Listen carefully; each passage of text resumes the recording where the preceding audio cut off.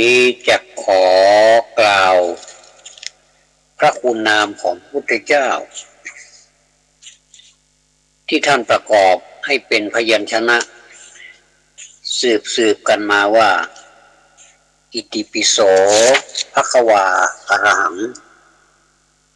อิติปิเพราะเหตุอย่างนี้ภควาพระผู้มีพระภาคเจ้าโสนั้นก็แปลความว่าอิติปิโสภควาเพราะเหตุอย่างนี้พระผู้มีพระภาคเจ้านั้นอะระหัง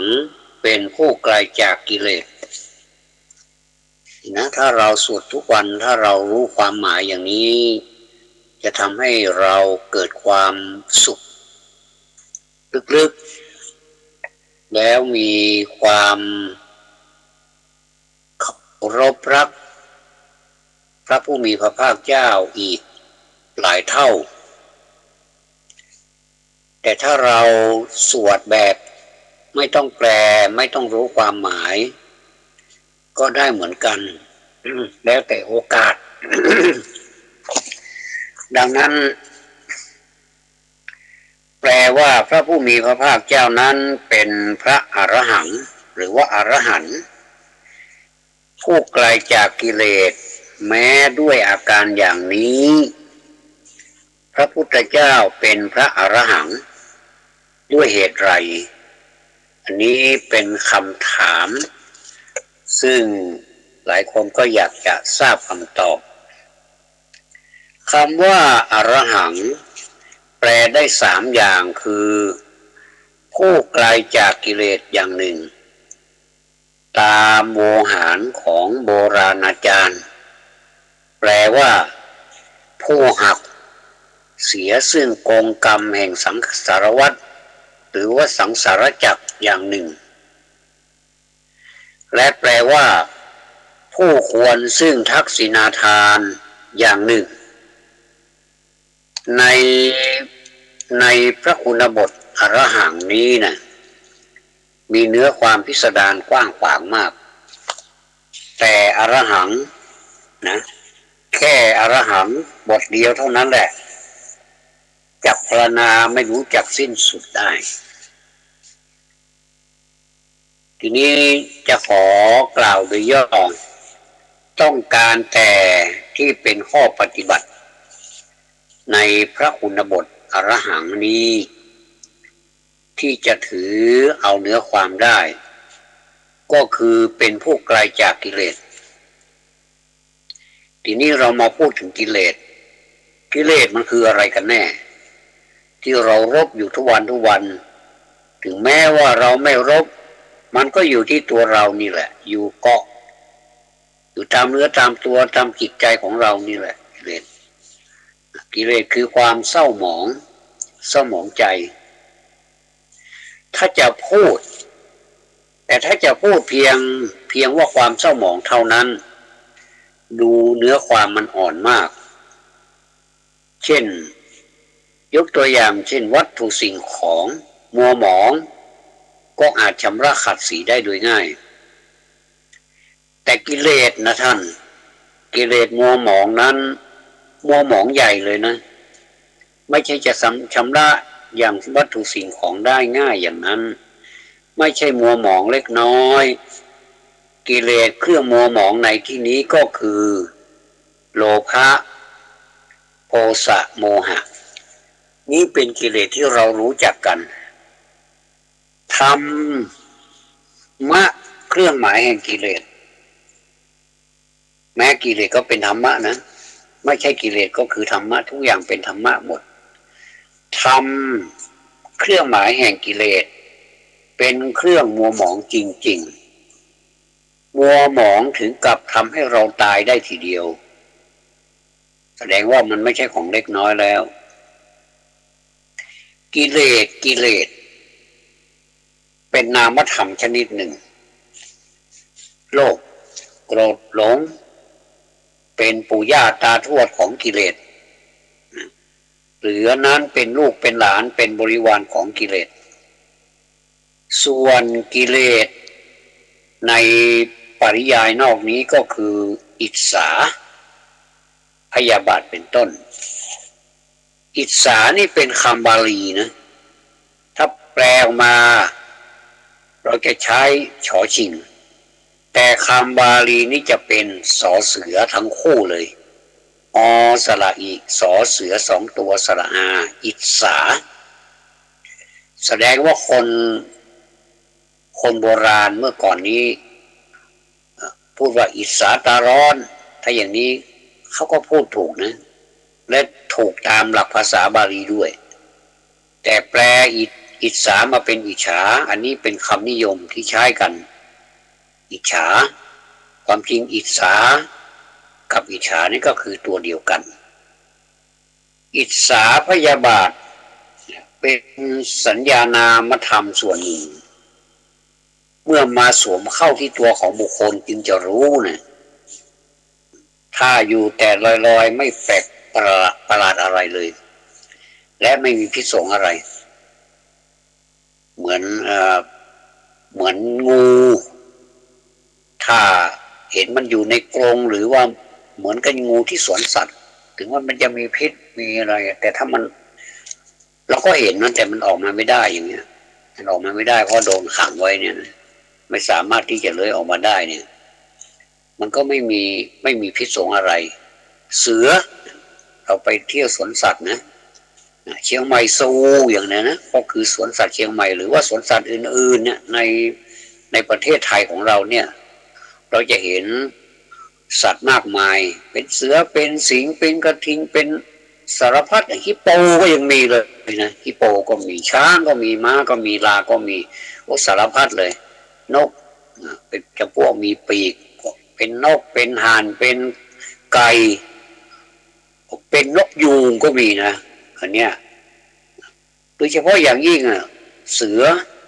พวกเนี่ยพวกสิงพวกเสือพวกอะไรที่มันดุร้ายนี่นะเราก็จะมองเห็นมันแค่นั้นเองแต่ถึงมันจะน่ากลัวอย่างไรแต่มันก็ไม่สามารถที่จะออกมาทำร้ายเราได้นะถ้าเปรียบไปก็เหมือนอันนี้แหละเป็นสัญญานามเป็นสัญญานามธรรมส่วนหนึ่งถ้าเสือเหล่านั้นมันออกมาได้มันตะคุบเนี่ยอันนี้แสดงว่าเหมือนกับกิเลสตะคุบคนตะคุบคนละอันนี้ถึงจะเกิดขึ้นมันมาสวมเราแล้วเนี่ยก็เกิดผลเลยนะเกิดอาการต่างๆขึ้นมันมีอะไรบ้างก็คือทำให้อยากได้อยากดีอยากเด่นอยากมั่งอยากมี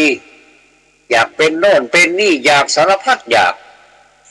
ความโกรธเมื่อมันเกิดขึ้นที่ใจแล้วทำใจที่ไม่สบายทำให้ใจของเราเนี่ยมันไม่สบายมันป่วยมีอาการพรุ่งพล่านไปโดยประการต่างๆเมื่อห้ามใจนะห้ามไว้ที่ใจไม่ฟังเนี่ยก็ไหลออกมาทางปากเปล่งเสียงแป๊ด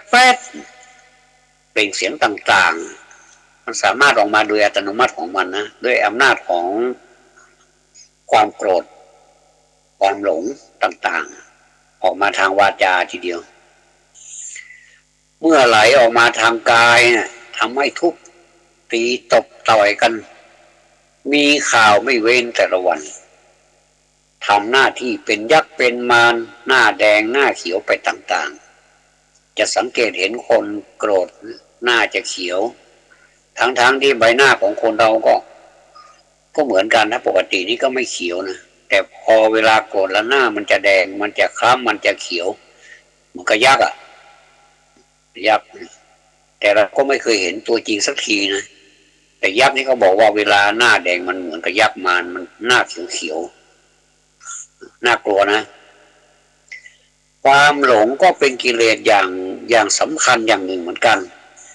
คือทำให้หลงรักก็ยังไม่พอนะหลงชังอีกต่างหากนะหลงรักหลงชังหลงสมมติบัญญัติหลงโน่นหลงนี่เรื่อยเฉยไปอย่างเนี้ย สิ่งของที่เราเคยรักใคร่มาแต่เดิมก็หลงเกลียดหลงชังสิ่งที่เราเคยเกลียดชังก็หลงรักหลงใคร่เอาแน่เอานอนอะไรก็ไม่ได้พอรักกันแป๊บเดียวก็ไปชังกันแป๊บเดียวเหมือนกันแต่มันรักกันนี่มันแป๊บเดียวนะแต่เวลาชังกันนี่ทำไมมันหลายแป๊บเหลือเกินทำไมมันนานเหลือเกินบางทีก็ตลอดชาติเลยก็มีตายจากกันไปก็มีอันนี้คืออำนาจของกิเลสอำนาจของกิเลสเนี่ยถ้ากิเลสเหล่านี้นะมันครอบงำใครเข้าแล้วนี่ทำให้เกิดโทษใหญ่นะแต่ถ้ามีสติมากทีนี้เรามาพูดถึงสติบ้างโลภโกรธหลงก็น้อยน้อยลงไปอย่างเห็นได้ชัดเลยถ้าใครมีสติมากคนนั้นก็มีความโลภความโกรธความหลงน้อยแต่ถ้ามีสติน้อยล่ะถ้ามีสติน้อยความโลภความโกรธความหลงมันก็มากอันนี้เปรียบเทียบนะท่านจะเอาแบบไหนก็เลือกเอาแต่พระพุทธเจ้านะพระองค์ละกิเลสเหล่านี้ได้แล้วจึงเป็นผู้ไกลจากโลภโกรธหลงพระองค์จึงเป็นผู้ไม่มีความหวั่นไหวที่พระองค์ไกลจากโลภโกรธหลงก็คืออย่างนี้นะไกลอย่างไรความจริงก็อยู่กับความโลภความโกรธความหลงนั่นแหละแต่ว่าทำอะไรพระองค์ไม่ได้เอาง่ายๆในตัวของเรานี่แหละ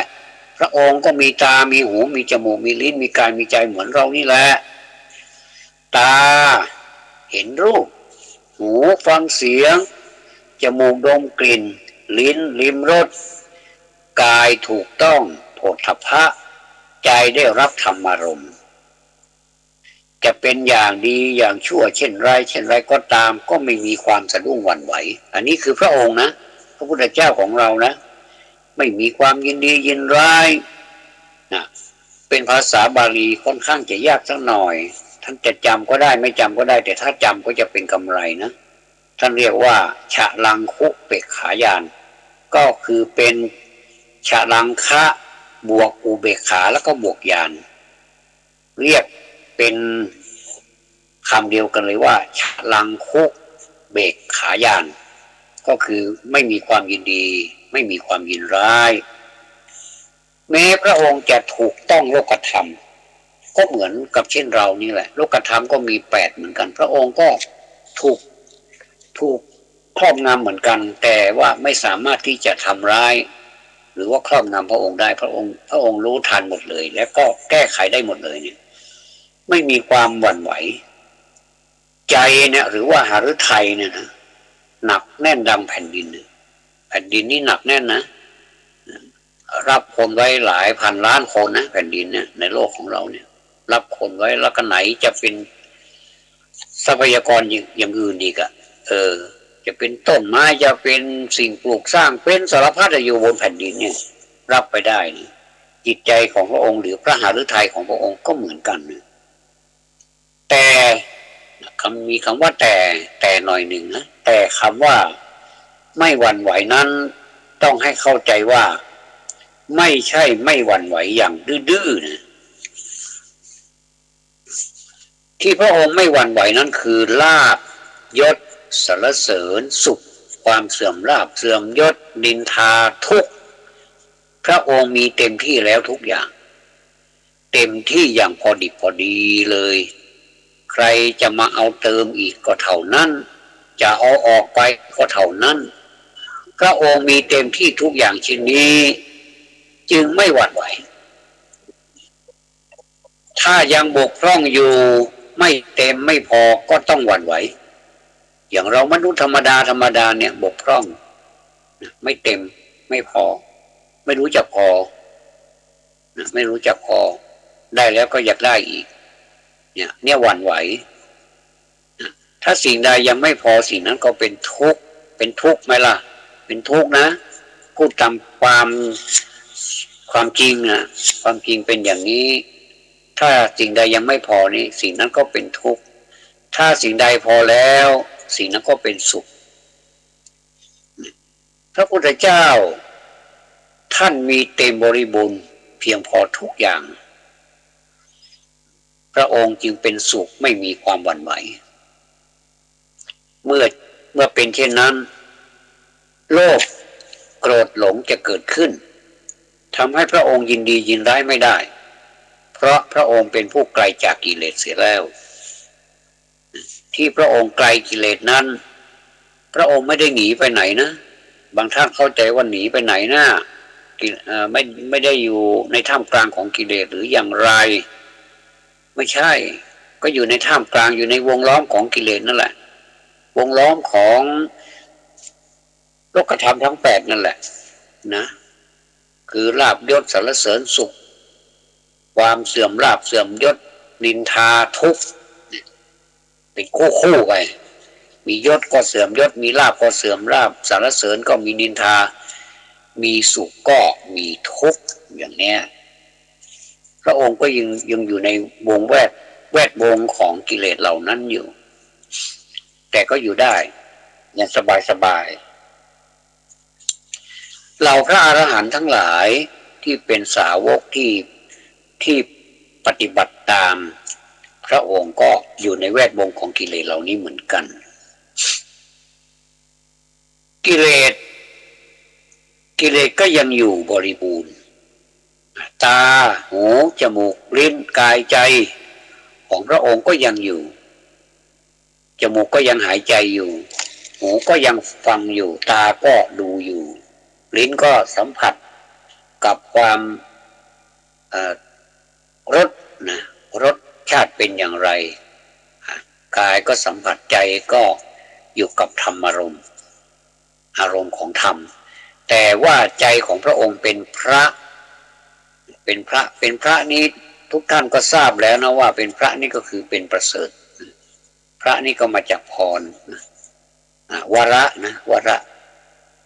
พระนี่มาจากวระวแหวนรอเรือแล้วแปลงวแหวนเป็นพอพานรอเรือเป็นวรใช่ไหมหรือว่าเป็นวระใช่ไหมทีนี้ภาษาบาลีไม่มีสระวระก็เรียกวระไปเลยพระก็พระไปเลยอันนี้วระแปลว่าประเสริฐนี้ก็เลยมาแปลงเป็นพระเนี่ยแสดงว่าพระนี่เราไปที่ไหนถ้าไปเจอพระนี่แสดงว่าเจอคนประเสริฐไม่ใช่วิเศษนะแต่เป็นคนประเสริฐที่ละสิ่งเหล่านี้ได้ละสิ่งที่คนคิดว่าเป็นไปไม่ได้นี่ละได้เสียส่วนใหญ่พระท่านละได้พระจึงมีความแตกต่างจาก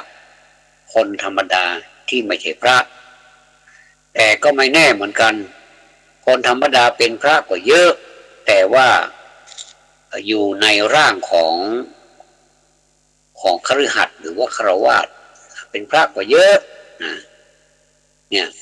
พระองค์มีใจเป็นพระพระพุทธเจ้าของเรานี่มีใจเป็นพระรูปเสียงกลิ่นรสโผฏฐัพพะธรรมารมณ์จึงกลายเป็นเครื่องสักการะบูชาแต่ละอย่างสิ่งเหล่านี้กลายเป็นเครื่องบูชาพระพุทธเจ้าไปเลยนะไม่ใช่พระพุทธเจ้าไปบูชาสิ่งเหล่านี้นะแต่สิ่งเหล่านี้กลับกลายเป็นบูชาพระพุทธเจ้านะถ้าใจเป็นมารนะรูปเสียงกลิ่นรสโผฏฐัพพะธรรมารมณ์ก็กลายเป็นศัตราวุธของพยามาร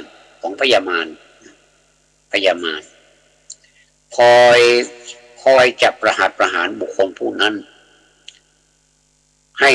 สิ้นชีพตักใสนะถ้าใจเราเป็นพระแล้วก็สบายแต่ก็ให้พึงเข้าใจว่าพระไม่หนีไปไหนนะกิเลสก็เหมือนกันก็ไม่หนีไปไหนเหมือนกันสู้กันอย่างนี้แหละสู้กันทั้งวันทั้งคืนน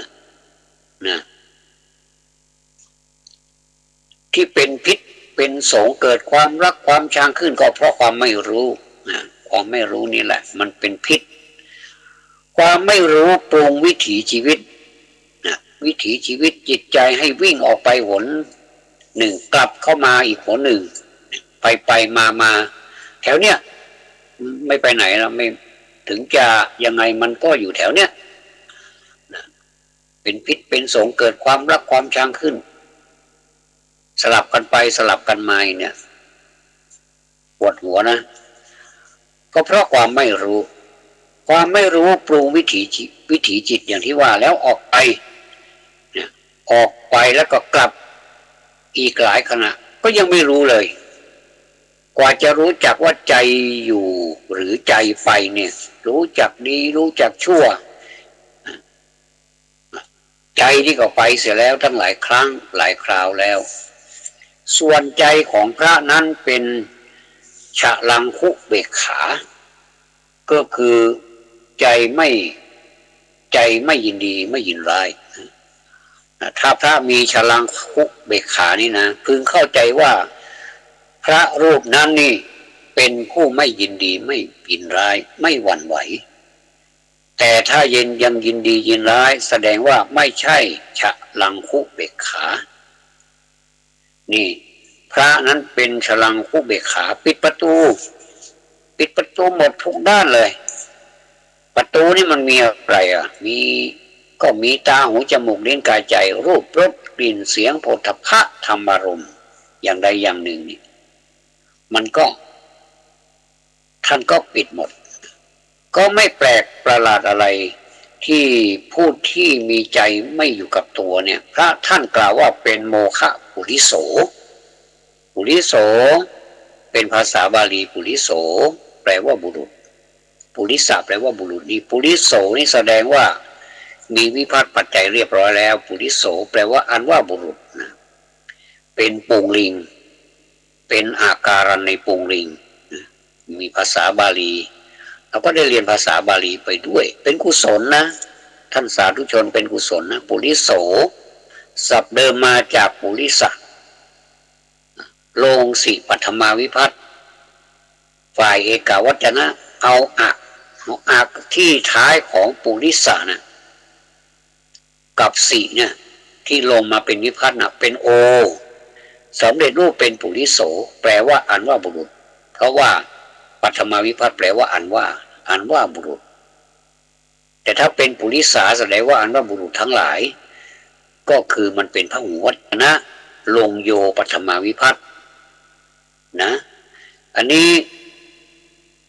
แปลว่า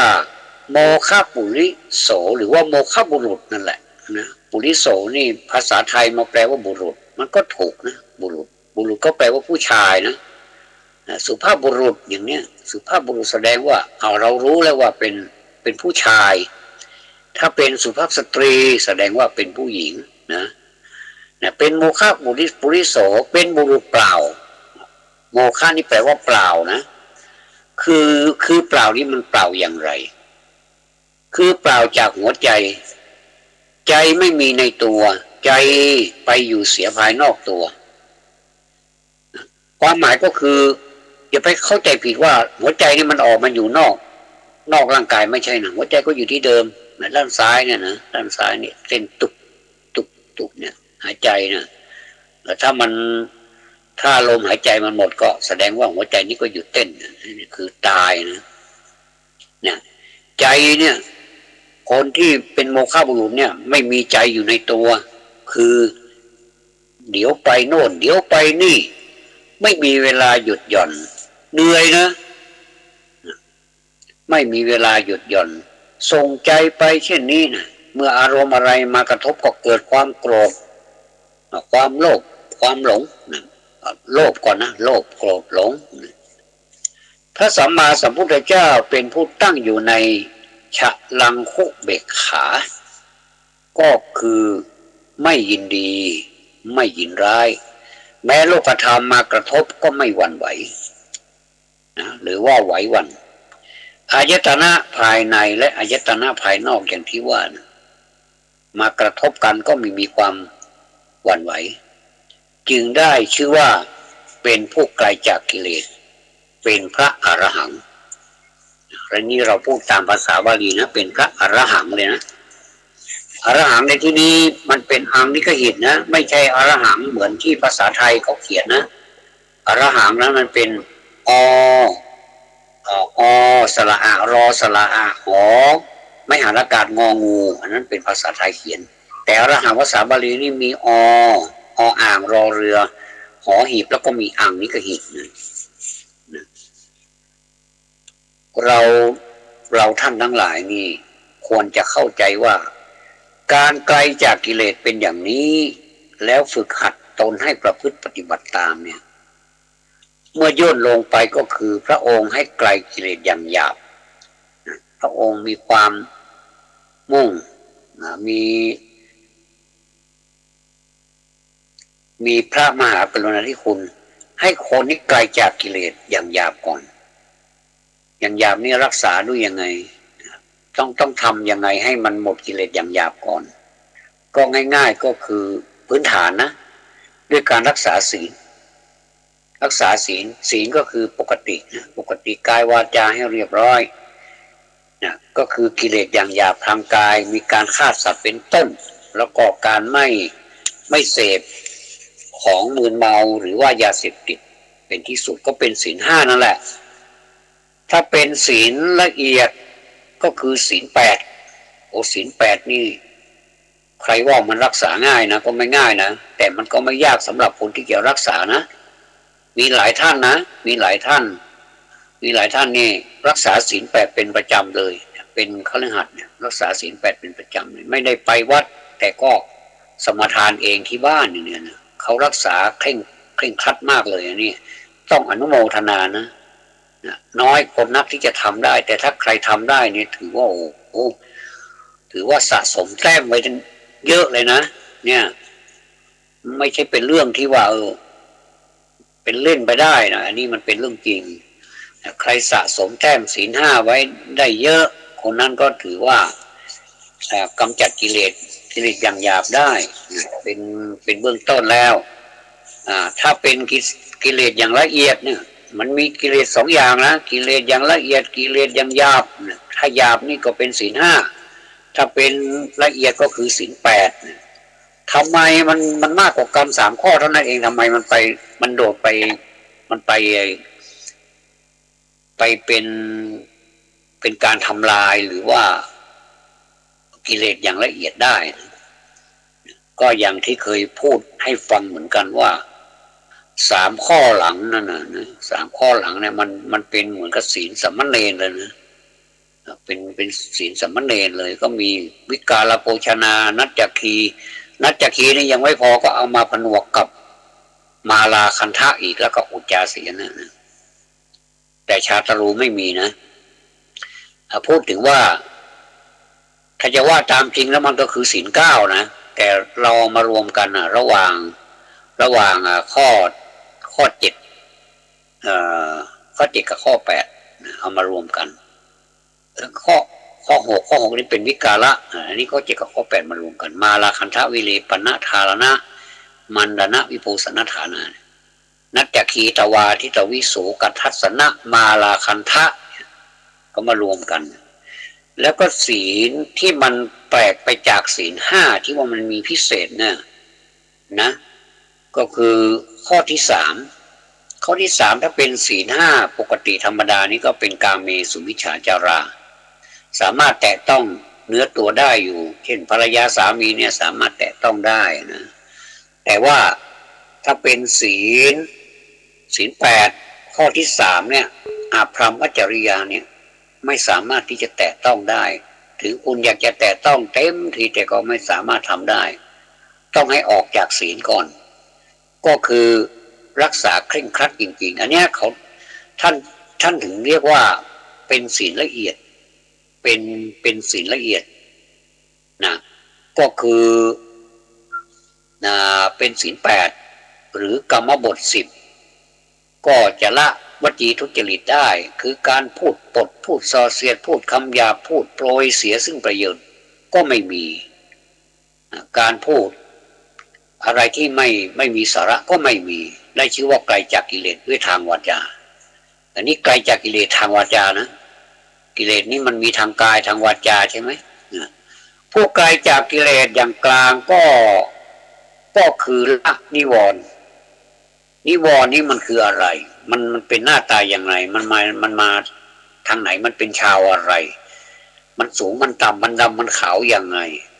แต่ทุกคนก็รู้แล้วว่านิวรณ์นี่ก็คือเครื่อง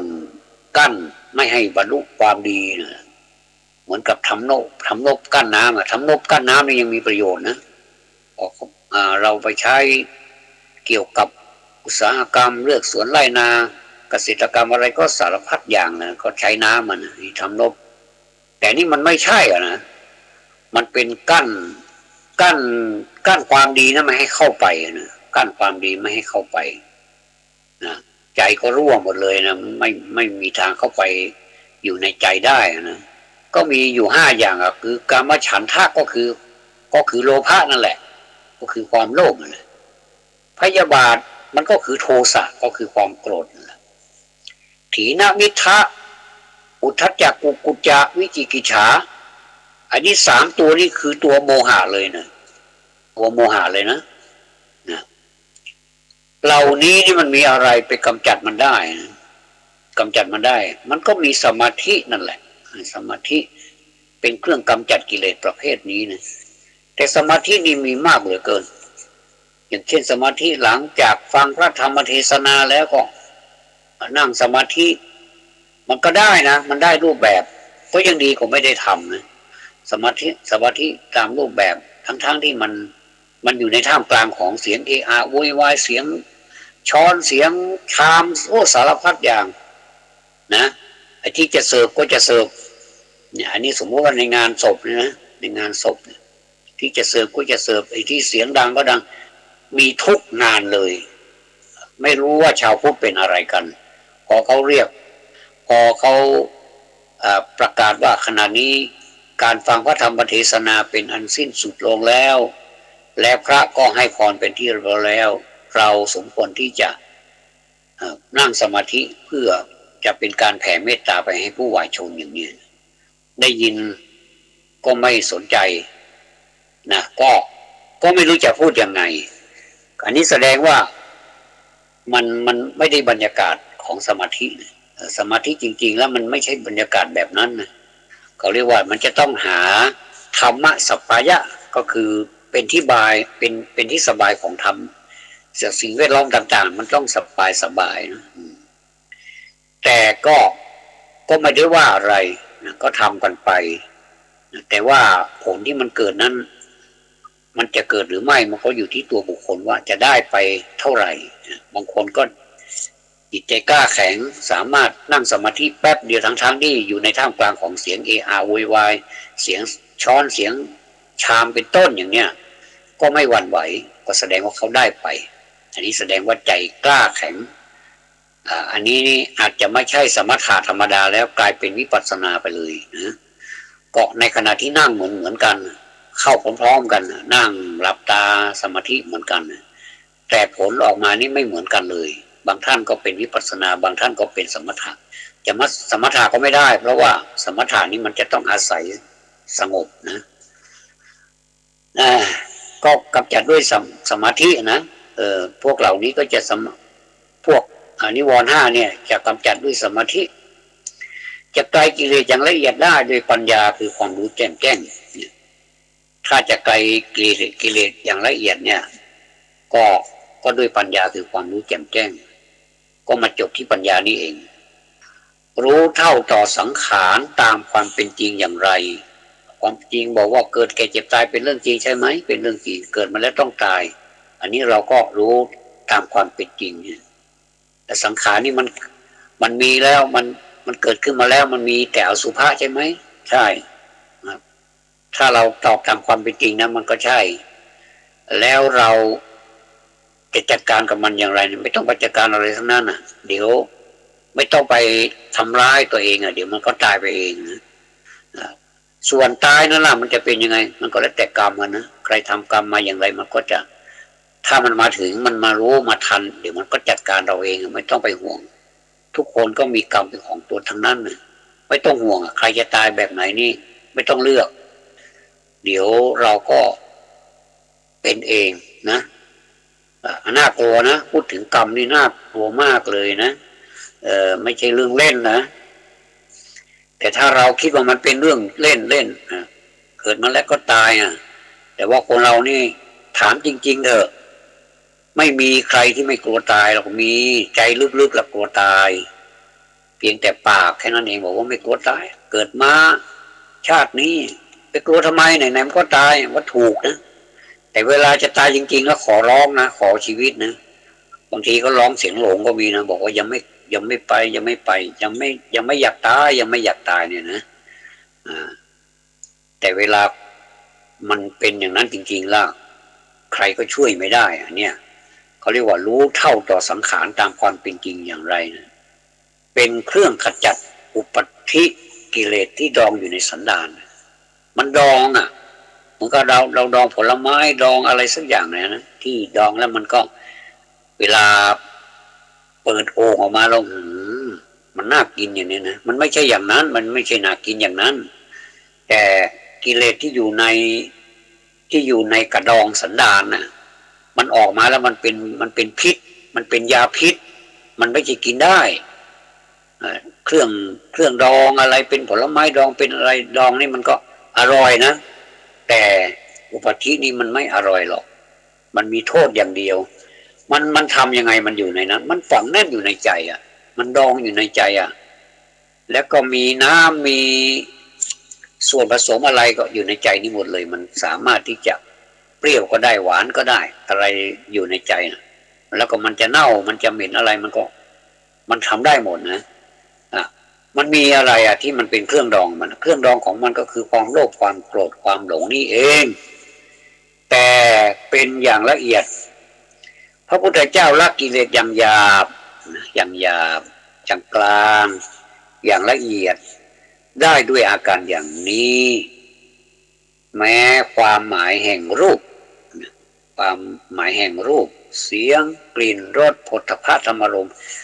ก็มีความหมายอย่างเดียวกันมีความหมายอย่างที่พูดมาเหมือนกันบุคคลทั้งหลายนี่แหละนะบุคคลทั้งหลายผู้จะถึงพระธรรมพระสงฆ์ต้องถึงอย่างนี้นะคือถึงด้วยตนนี้เองไม่ใช่ไปฝากคนอื่นให้ไปถือตัวใครก็ตัวมันตนใครก็ตนมันตัวใครตัวมันนี่แหละคือถึงด้วยตนเองนี้ถ้าบุคคลผู้ยังมีกิเลสอย่างหยาบท่านให้ไกลกิเลสด้วยการรักษาศีล5ศีล8ถ้ามีกิเลสอย่างกลางให้เจริญสมาธิก็จะระงับได้สมาธินี้หมายถึงสัปปายะนะก็คือทำสมาธิที่เวลาที่มันปลอดโปร่งมันโล่งๆมันเงียบอย่างเนี้ยนะมันไม่เอะอะโวยวายอย่างนี้นะเขาเรียกว่าเป็นที่สัปปายะเป็นที่สบายอย่างนี้นะก็เจริญสมาธิก็จะระงับได้ถ้าเรารู้ว่ากิเลสานุสัยยังมีอยู่ก็คือกิเลสอนุสัยเนี่ยยังมีอยู่เนี่ยก็ให้เจริญปัญญาก็อาจไกลจากกิเลสได้ต่อจากนั้นตาหูจมูกลิ้นกายใจของเราก็จะเป็นกลางไม่มีอาการหวั่นไหวหรือเมื่อลาภยศเป็นต้นมีมาเนี่ยนะอันนี้เนี่ยถ้าเป็นคนธรรมดาเนี่ยไม่ได้ฝึกหัดขัดเกลาอะไรเลยเนี่ยวุ่นวายนะวุ่นวายจริงๆถ้าเราได้อบรมมาบ้างได้ฟังธรรมะบ้างตามโอกาสและปฏิบัติลองปฏิบัติดูสิมันเข้าท่าดีเนาะก็ปฏิบัติตั้งแต่เล็กแต่น้อยไปจนถึงมากขึ้นก็จะพบก็จะมีผลทีนี้คนเรามันใจร้อนเกินไปปฏิบัติวันนี้ก็ให้ผลวันนี้เลยเนี่ยมันเป็นไปไม่ได้เราจะต้องหัดไปทีละเล็กทีละน้อยนะแล้วก็เดี๋ยวมันก็มากไปเดี๋ยวมันก็ดีไปเองเหมือนเราขับรถใหม่ๆนะยังไม่รู้จักเกียร์เลยคัดอยู่ตรงไหนเกียร์อยู่ตรงไหนนี่มือไม้นี่แข็งไปหมดเลยนะแต่พอเป็นแล้วเนี่ยมือไม้ไปตามธรรมชาติไปเองเลยเลี้ยวซ้ายเลี้ยวขวาเนี่ยมันก็บอกเองสัญชาตญาณมันบอกเองจะเลี้ยวซ้ายเลี้ยวขวาก็เปิดไฟเลี้ยวซ้ายเลี้ยวขวาหรือว่าควรจะยังไงกับรถ เนี่ยสมมติว่ารถมันขึ้นเขาทำยังไงไปเกียร์ห้าเฉยเลยอย่างนี้มันขึ้นไปได้ไหมมันก็ไม่ได้นะมันต้องมีการเปลี่ยนเกียร์ให้มันเป็นเกียร์ที่มันแรงขึ้นนะจะขึ้นเขาเนี่ยนะเกียร์ถอยทำยังไงเกียร์หนึ่งเกียร์สองเกียร์สามเข้ายังไงเนี่ยมันก็ต้องรู้หมดเนี่ยที่ปัดน้ำฝนนี่ใช้ยังไงเนี่ยอันเนี้ยเหมือนการที่เราจะปฏิบัติธรรมะเนี่ยก็เหมือนเราฝึกหัดทุกคนก็ฝึกหัดทุกคนเป็นเด็กอนุบาลหมดเลยนะแล้วก็เดี๋ยวก็ขึ้นไปประถมแล้วก็ไปมัธยมแล้วก็มหาวิทยาลัยนะก็เป็นขั้นเป็นตอนกันไปอย่างนี้แล้วเมื่อเราไม่มีอาการหวั่นไหวหรือเมื่อลาภยศเป็นต้นเนี่ยมันมีมาเนี่ยเราก็จะไม่มีความยินดียินร้ายได้ชื่อว่าเราได้ตามเสด็จเราตอนนี้เราตามเสด็จสมเด็จพระสัมมาสัมพุทธเจ้านะพระสัมมาสัมพุทธเจ้าเสด็จไปทางไหนเราก็คอยรับใช้พระองค์ท่านเสด็จโดยเสด็จท่านไปทางไหนเราก็ไปทางนั้นยังมีอยู่นะพระพุทธเจ้านะผู้ใดเห็นธรรมเนี่ยธรรมะไงเป็นพระพุทธเจ้าผู้ใดเห็นธรรมผู้นั้นเห็นตถาคตผู้ใดเห็นตถาคตผู้นั้นเห็นเราผู้ใดเห็นตถาคตผู้นั้นเห็นธรรมเนี่ยคือพระสัมมาสัมพุทธเจ้านี่ไม่ได้ฝากใครเป็นศาสดาแทนพระองค์เลยนะฝากธรรมะกับวินัยนี้เป็นศาสดาแทนนะเป็นความอัจฉริยะอย่างสูงเลยนี่ถ้าไม่งั้นนี่คงจะมีปัญหานะฝากใครผู้ใดผู้หนึ่งแม้จะเป็นอรหันต์หมดจดจากกิเลสแล้วก็ตามเนี่ยพระองค์ไม่เลยฝากพระธรรมวินัยนี้เป็นตัวแทนของเราผู้ใดเห็นเราผู้นั้นเห็นธรรมผู้ใดเห็นธรรมผู้นั้นเห็นเรานะเนี่ยก็เราท่านทั้งหลายเนี่ยถ้าปฏิบัติได้อย่างนี้เนี่ยเราก็คิดว่าตามเสด็จตามเสด็จพระสัมมาสัมพุทธเจ้าเมื่อเราภาวนาพระพุทธคุณบทว่าอรหังอรหังก็ให้พึงเข้าใจอย่างนี้แล้วประพฤติปฏิบัติตามให้เป็นผู้ถึงพระก็คือให้เป็นผู้ถึงประเสริฐได้จริงๆด้วยความสามารถของตนจะไปฝากใครทำไม่ได้นะลองทำเองเลยทดลองทำเองเลยก็สามารถที่จะลองได้ของอย่างนี้ให้ลองดูก่อนนะก่อนที่จะตกลงปลงใจซื้อไปใช้เนี่ยลองดูก่อนนะถ้าเป็นเสื้อเป็นผ้าเป็นของใช้นี่ลองสวมดูก่อนนะมันพอดีกับตัวไหมตัวไหนที่คนที่จะซื้อไปสวมซื้อไปใส่มันจะพอดีพอใจก็ค่อยตกลงราคากันนะต่อรองได้นะแต่ว่าธรรมะเนี่ยถ้า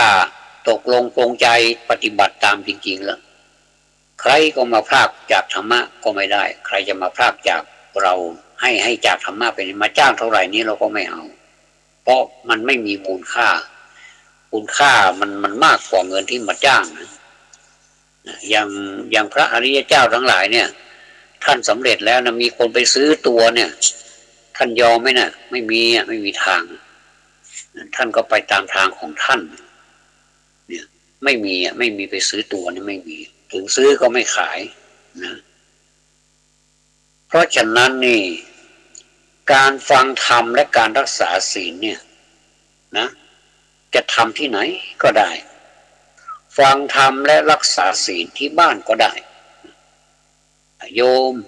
ฟังธรรมผ่านสถานีวิทยุแห่งนี้ก็ได้ยิ่งสมัยนี้ฟังหลายรอบก็ยังได้เลยเป็น YouTube เป็น Facebook หลายช่องทางนะมีจนกระทั่งไปถึง TikTok อะไรหลายช่องทางทั้งมนุษย์นี่เก่งจริงๆสามารถทำอะไรก็ได้ที่มันอำนวยความสะดวกแต่เราใช้เวลาที่เราไปสำเริงสำราญเกี่ยวกับสิ่งเหล่านั้นเนี่ยเราเอามาแบ่งให้เป็นธรรมะสักหน่อยก็ดีเหมือนกันแล้วเรานี่จะรู้สึกว่าถ้าอย่างนี้นี่ถ้ารู้อย่างนี้ทำตั้งนานแล้วเนี่ยนะแต่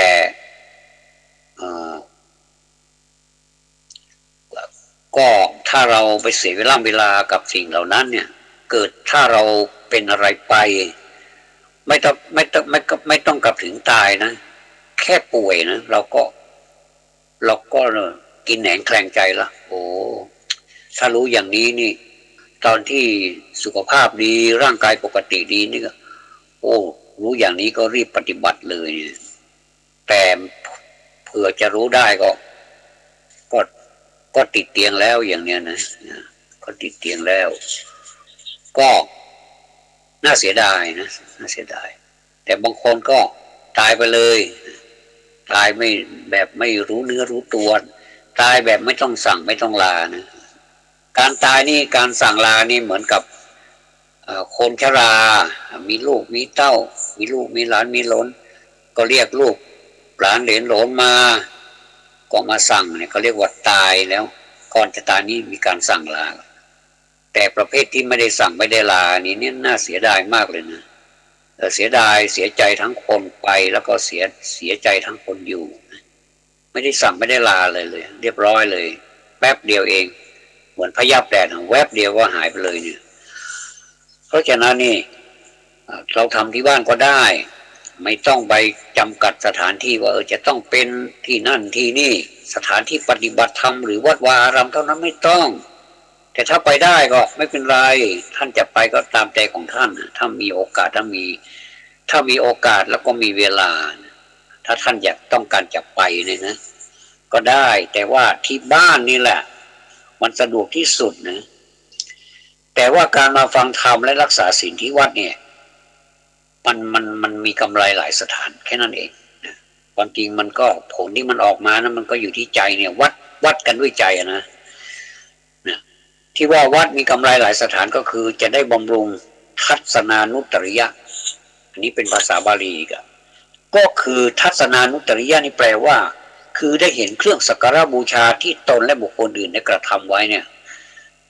มันมีสิ่งแวดล้อมที่ดีแค่นั้นเองก็เป็นเครื่องให้เกิดศรัทธาความเลื่อมใสอันนี้ก็เรียกว่าสิ่งแวดล้อมมันดีบ้านนี่เราก็รู้อยู่มันเป็นบ้านเนาะบางทีมันก็ไม่ค่อยสะดวกเพราะมันประกอบไปด้วยครอบครัวมีสามีภรรยามีลูกมีหลานมีอะไรสารพัดอยู่ที่บ้านนะคฤหัสถ์เนี่ยนะมันจะต้องดูแลนะจะต้องรับผิดชอบนี่นะแต่ถ้าครอบครัวนั้นเป็นผู้ปฏิบัติธรรมหมดทั้งครอบครัวก็โชคดีไปนะถ้าอย่างเนี้ยไม่ต้องกังวลอะไรก็เรียกว่าไม่มีปริโภคเครื่องกังวลอะไรเลยเนี่ยก็ทำที่บ้านนั่นแหละนะแต่ถ้าสมมุติเราบ้านมันมีปัญหาอย่างที่ว่านะมันมีแต่พอไม่สะดวกนะก็มาที่วัดนี่เขาเรียกว่ามันจะได้กำไรก็คือทัศนานุตริยะคือได้เห็นเครื่องสักการะที่บูชาของตัวเองที่ไปบูชาเนี่ยแล้วก็ของบุคคลอื่นที่กระทำไว้เนี่ยเราเห็นแล้วมันจะเพิ่มศรัทธานะศรัทธาก็คือความเชื่อนะแล้วก็เพิ่มความเลื่อมใสก็คือปัสสาทะเนี่ยทุกสิ่งทุกอย่างมันมีที่มามันมีคำแปลหมดเลยนะศรัทธาคือความเชื่อปัสสาทะความเลื่อมใสเนี่ยนะแม้เวลามันจะล่วงผ่านมานานแล้วก็ตามพระคุณของพระพุทธเจ้านี่ก็ยังทรงปรากฏอยู่ก็ยังปรากฏอยู่และได้เห็นพระปฏิมาเนี่ยคือพระพุทธรูปไม่ว่าจะเป็นพระพุทธรูปปางไหนก็ตามพระสถูปพระเจดีย์อย่างใดอย่างหนึ่งหรือหลายอย่างก็ได้เนี่ยได้เห็นภิกษุสามเณรก็เป็นเหตุให้เกิดปัสสาทจิตนะปัสสาทจิตคือจิตที่ศรัทธาที่เลื่อมใสนะเป็นทัศนานุตริยะแต่ละอย่างไปเห็นพระเจดีย์ก็จะเกิดทัศนานุตริยะไปเห็นพระวิหารไปเห็นอุโบสถก็จะเกิดทัศนานุตริยะแต่ละอย่างไปและยังได้ฟังพระธรรมเทศนาด้วยเป็นสวนานุตริยะอีกส่วนหนึ่งเพราะในวัดนี้จะมีสิ่งแวดล้อมจะมีพระธรรมเทศนาจะมีพระแสดงธรรมให้นะในจำพวกสัตตบุรุษทั้งหลายเนี่ยผู้ที่แสวงหาสรณะที่พึ่งด้วยกันเนี่ยล้วนแต่อยู่ห่างต่างถิ่นฐานกันนะญาติโยมทั้งหลายอยู่ห่างต่างถิ่นฐานกันต่างคนต่างก็มารวมในที่อันเป็นที่เดียวกันนี่ก็เป็นเหตุให้เกิดความยินดีได้ส่วนหนึ่งเหมือนกันเพ พระธรรมย่อมเป็นเครื่องชักจูงน้ำใจทำให้คนซึ่งอยู่ต่างถิ่นมารวมในที่อันเดียวกันได้ก็เป็นเหตุเครื่องน้อมใจของตนให้เลื่อมใสได้เหมือนกันเวลาเราไปฟังธรรมมีคนเยอะๆในสมัยเห็นท่านอาจารย์หลวงพ่อพุทธทาสไหมเราเห็นนะจะนั่งตามโขดหินตามต้นไม้ต่างๆร่มไม้ต่างๆนี่นะแล้วก็ท่านก็นั่งอยู่บนโขดหินหรือว่านั่งอยู่บนเก้าอี้ที่จัดกันเป็นอย่างธรรมชาตินะเราเห็นแล้วมันก็เหลื่อมใสนะมันก็ดูดีเป็นธรรมชาติดีนะไม่ต้องไปอะไรมันมากนะไม่ต้องพิธีรีตองอะไรกันมากนะคือไปอยู่กับธรรมชาตินี่นะแล้วเดี๋ยวได้ฟังธรรมก็ธรรมะก็เป็นธรรมชาติเนี่ยมันจะเกิดความเข้าใจแล้วก็มีความซึ้งใจมากกว่าที่มันมาปรุงแต่งนะเมื่อเห็นอนุตตริยะมีประเภทพิเศษเช่นนี้เนี่ยการมารักษาศีลและฟังเทศน์ที่วัดเนี่ยจึงได้ชื่อว่ามีกำไรแค่นั้นเองความแตกต่างระหว่างบ้านกับวัดเท่านั้นเองดีกว่าฟังธรรมและรักษาศีลอยู่ที่บ้านแต่หลายคนก็สำเร็จได้ก็อยู่ที่บ้านก็สำเร็จเพราะเหตุนั้นควรทำความยินดีในลาภที่ตนได้ตนถึงเราได้ลาภอย่างไรก็ได้ลาภอย่างไรแล้วก็พอใจในสิ่งที่เราได้นะเอาละคงจะมาถึงช่วงสุดท้ายของรายการก็จะพูดการฟังอีกหน่อยหนึ่งนะเดี๋ยวที่เหลือก็จะมาพูดในโอกาสต่อไปท่านบอกว่าการฟังนี่มีประเภทเป็นสองคือเป็นเหตุให้เกิดความสังเวชอย่างหนึ่งนะสังเวชนะเป็นเหตุให้เกิดความเลื่อมใสอย่างหนึ่งนะสังเวชแล้วก็เลื่อมใสที่เป็นเหตุให้เกิดความสังเวชนั้นพระองค์ทรงแสดงเป็นเนื้อความได้ว่าในโลกเนี่ยตกอยู่ในความแก่เจ็บตายทุกท่วนหน้าไม่มีใครรอดเลยแม้จะเป็นผู้วิเศษวิโสอะไรก็ไม่รอดคุณจะมีอะไรมีบริวารมีเงินมีทองไม่รอด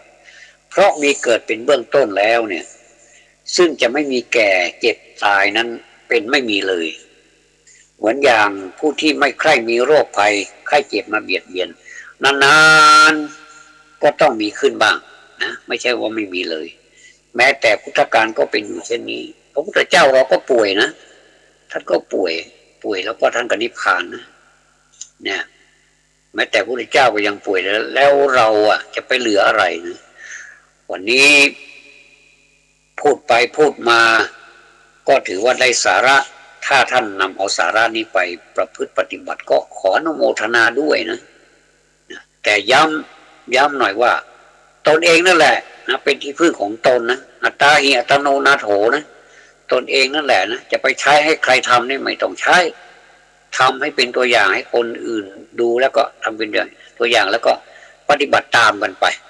อยากจะให้ครอบครัวทุกครอบครัวปฏิบัติธรรมกันแม้ในบ้านนะไม่ต้องมาวัดก็ได้โยมทำที่บ้านนั่นแหละนะคุณพ่อทำคุณแม่ทำคุณลูกก็ทำตามด้วยแล้วก็การดูเครื่องมือสื่อสารก็แบ่งครึ่งก็ได้ก็ไม่ได้ห้ามว่าเพื่อความบันเทิงก็ดูกันไปเพื่อความรู้และเพื่อจะให้มันละกิเลสได้อย่างที่ได้อธิบายมานะขอกราบขอบพระคุณท่านผู้อำนวยการสถานีวิทยุ FM 104.50 เมกะเฮิรตซ์พระครูสมุวิสุวัตรวรจิตโยเป็นอย่างสูงยิ่งนะครับขอความสุขความสวัสดีในธรรมจงบังเกิดแด่ญาติโยมสาธุชนทุกท่านเจริญพร